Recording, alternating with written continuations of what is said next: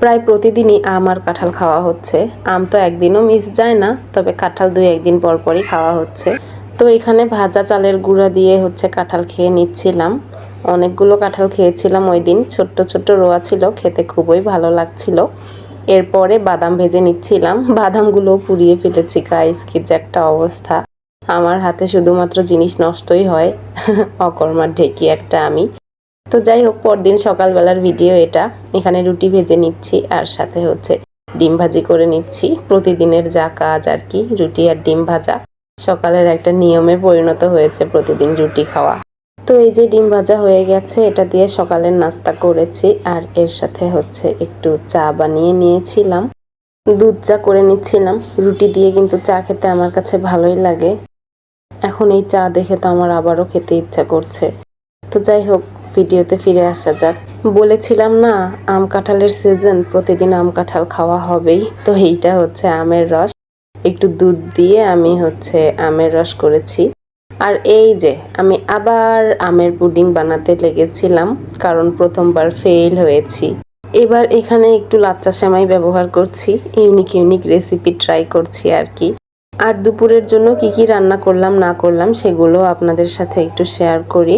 তো এখানে করলা ভাজি করে নিচ্ছিলাম। প্রথমে পেঁয়াজ আর রসুনটা ভেজে নিয়েছি, গোটা জিরা আর কালো জিরা দিয়েছি। তারপরে একটু ভেজে নিয়ে কেটে ধুয়ে রাখা আলু আর করলাগুলো দিয়ে দিলাম। এখন পরিমাণ মতো হলুদ, লবণ আর মরিচ দিয়ে ভালোভাবে নাড়াচাড়া করে ঢেকে দিয়েছি। বেশ কিছুক্ষণ রান্না করে নিলাম। এখানে এক্সট্রা করে কোনো পানি ব্যবহার করিনি, অল্প আঁচে পুরাটা রান্না করে নিয়েছি। আর হওয়ার আগ দিয়ে একটু জিরার গুঁড়া দিয়েছি। এখন এই যে ভালোভাবে নাড়াচাড়া করে আরও কিছুক্ষণ রান্না করে নেব। অবশ্য খোলা অবস্থায় কিছুক্ষণ চুলার উপর রেখে দেব, যাতে ভাজিটা একটু মচমচে আর সুন্দর হয়। তো এই যে হয়েই গিয়েছে একদম। এরপর রান্না করেছিলাম বড় মাছ। তো কয়েকটা পেঁয়াজ আর 2-3টা কাঁচামরিচ ব্লেন্ড করে নিয়ে এসেছি। তেল দিয়ে প্রথমে ওগুলো ভেজে নিয়েছি। তারপর পরিমাণ মতো হলুদ, লবণ, মরিচের গুঁড়া আর জিরা বাটা দিয়েছি। মশলাটা খুব ভালো মতো কষিয়ে নিয়েছি হাতের সময় নিয়ে। তারপর এই যে মাছগুলো দিয়ে দিলাম। এখন মাছগুলো ভালোভাবে কষিয়ে নেব। তো এই পর্যায়ে আমি এরকম কড়াই ঘুরিয়ে ঘুরিয়ে দেই, কারণ আমার মনে হয় খুন্তি দিয়ে নাড়াচাড়া করতে গেলে মাছগুলো ভেঙে যাবে। তো যাই হোক, আরও একটু ঢেকে দিয়ে ভালোভাবে এই যে রান্না করে নিলাম। আর এখন এই পর্যায়ে রান্নাটা একদম কমপ্লিট হয়ে গিয়েছে।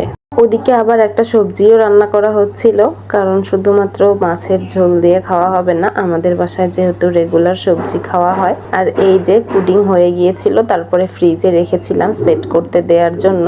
আর এই যে এবারের পুডিংটা অন্তত পারফেক্টভাবে হয়েছে, আর টেস্ট হয়েছিল মাশাআল্লাহ অনেক ভালো। তো আপনারা চাইলে ট্রাই করে দেখতে পারেন। আর আমার মতো যদি ফেল করেন প্রথমবার, তো অবশ্যই দ্বিতীয়বার ট্রাই করবেন। বেশিরভাগ ক্ষেত্রেই দেখা যায় আমি প্রথমবারে সাকসেস হই না, বাট সেকেন্ড টাইম আলহামদুলিল্লাহ ভালো মতোই সাকসেস হই। যাই হোক, আজকের ভিডিওটা আমি এখানেই শেষ করছি। ভালো থাকবেন সবাই, দেখা হবে নেক্সট কোনো ভিডিওতে। আল্লাহ হাফেজ।